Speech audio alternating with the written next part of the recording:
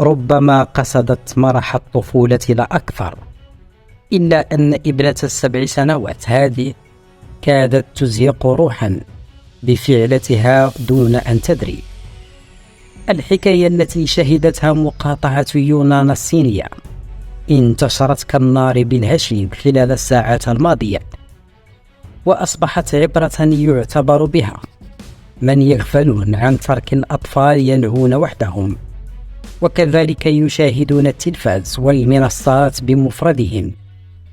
وكما يحدث في الأفلام، نفذت طفلة لا تتجاوز من العمر 7 سنوات عملية تخلص من صبي عمره 4 سنوات بعد أن ألقت به في بئر بالمقاطعة. وبينما حاول الصبي التشبث بالحياة ممسكا بطرف البئر، أرغمته الفتاة على السقوط 5 أمتار إلى العمق.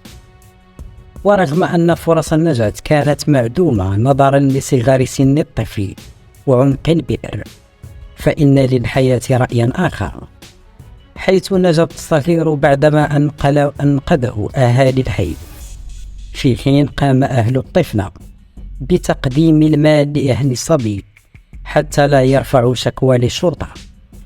إلى ذلك تداولت منصات التواصل الاجتماعي مقطع الفيديو الذي أظهر الحادثة، واصفينه بالصادم.